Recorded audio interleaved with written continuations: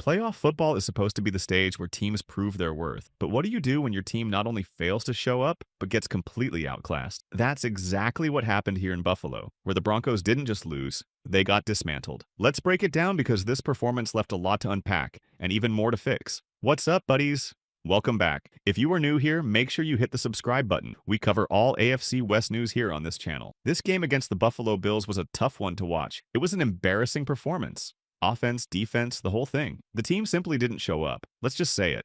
There was no fight in this contest. And it's such a contrast because the first drive looked great. It really did. It was outstanding. But then, from that point on, it was all downhill. On the flip side, Buffalo kept doing what worked. The offense didn't give the defense any help, and the defense couldn't stop the run. When you think back to the loss of Alex Singleton early in the season, that's when things started to unravel. It's moments like these where you realize how much that hurt the team. Late in the season, the losses to the Chargers and Bengals highlighted some of the cracks in this team. The game against Kansas City didn't really matter in terms of seeding. It was backups playing, and everyone knew it. It's not even worth discussing. But now this is playoff football. And playoff football is a different beast. It's about running the ball, stopping the run, and playing great defense. That's the essence of it. Sure, the highlights and passing touchdowns are fun, but the foundation is physical, fundamental football. Buffalo showed exactly what that means. They ran the ball, and the Broncos couldn't stop it. They didn't just beat them, they took their will. That's playoff football. It's about imposing your game plan on the other team. And Buffalo did that effortlessly. They were playing with their food out there, toying with the Broncos.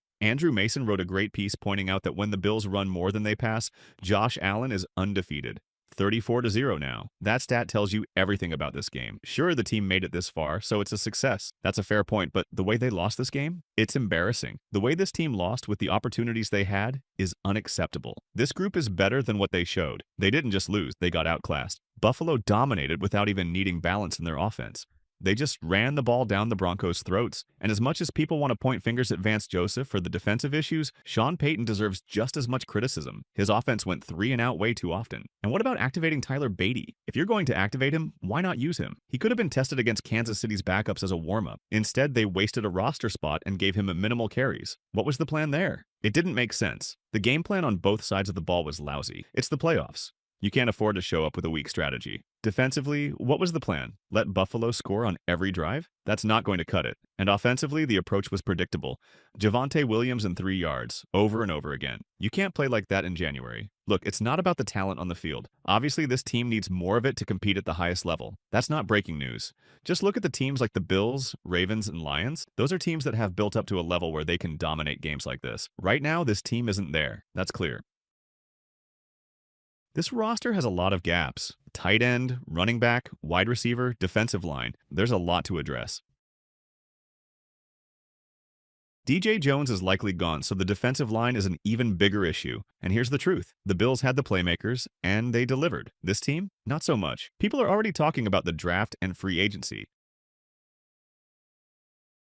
That's where improvements have to come from, and luckily there's going to be more cap space this offseason. But for now, this game was a clear wake-up call on what needs to be fixed. More on that later, probably early next week. For now, this one is going to take a while to shake off. Reflecting on the season, you have to admit there's plenty to be positive about. Bo Nix has already made history as a rookie. The touchdown connection between him and Troy Franklin was the first rookie-to-rookie touchdown in NFL playoff history. That's a big deal. But you also see the glaring needs. Nix did all of this without a reliable ground game. He's been carrying the offense, and that's not sustainable. This team needs balance, an actual run game to support him. The passing game itself has room to grow. Marvin Mims has shown significant improvement, and you can expect even more from him in year 3. But relying solely on young talent isn't enough. This offseason needs to bring serious upgrades, particularly at running back and tight end. There's been talk about Penn State's Tyler Warren as a draft target, with comparisons to Jimmy Graham and even Dallas Clark. Whether or not those comparisons hold up, one thing is clear. This team needs a tight end who can make an impact. But just as critical as finding a running back who can take the pressure off Nix. Imagine what he could accomplish with a balanced offense and a reliable run game. That's the vision for next year. Look, most tight ends take 3 years to develop unless they're exceptional, like Brock Bowers. By that time, you want Bo Nix to already have a Super Bowl. So instead of waiting for long-term projects, why not go for someone who can contribute immediately? Ashton Jeanty fits that mold perfectly. The team has to make it happen, move up in the draft,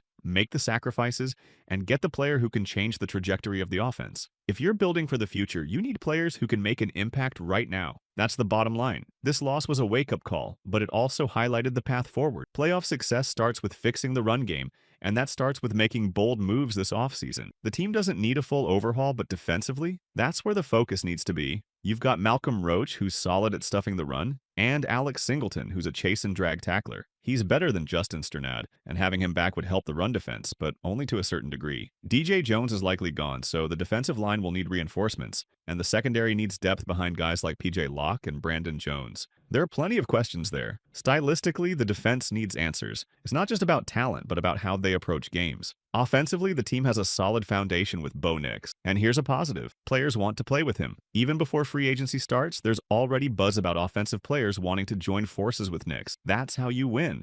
Not just with a franchise quarterback, but with a guy who attracts other talent. This upcoming draft is crucial. There are 12 running backs with grades in the first 3 rounds. You can find decent options like DJ Giddens in the middle rounds, but Ashton Jeanty is different. He's the only one in this class who truly compares to someone like Saquon Barkley. If you want elite impact, Jeanty is the guy. Similarly, Tyler Warren is a top 10 prospect, but tight ends take time, usually 3 years to develop. By then, Bo Nix would already be 4 years into his career. That's why the priority should be on immediate impact. Jeanty can provide that right away, while Warren is more of a long-term investment.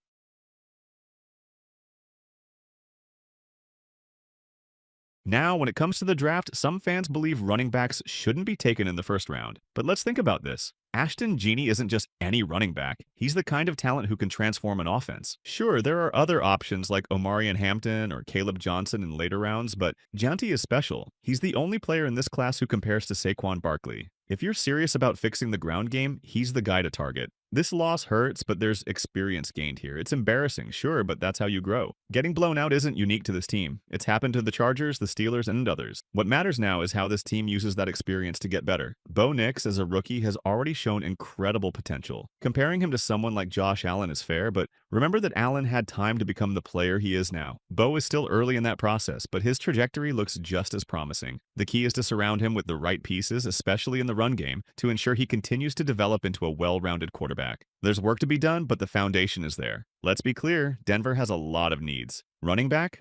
Absolutely. Tight end? Definitely. You need someone who can anchor this offense and take the load off the quarterback. And about Sean Payton, he's not going anywhere, nor should he. He just took a rookie quarterback to the playoffs. Bo Nix is clearly the franchise guy, and Payton is the coach who can get the best out of him. This loss hurts, yes, but the season was a success in many ways. Now it's about building on that foundation. As we wrap up this show, let's focus on the positives. Yes, the playoffs were tough, and the loss stings, but the season as a whole was a success. Denver has the pieces to improve. The draft and offseason will be critical in taking the next step. Let's hear from you. If you were in charge of fixing this team, what's the one move you'd make this offseason to take the Broncos to the next level? Is it drafting a star running back like Ashton Jeanty, signing a proven tight end, or shoring up the defense? Drop your thoughts in the comments. I can't wait to see where you stand on this.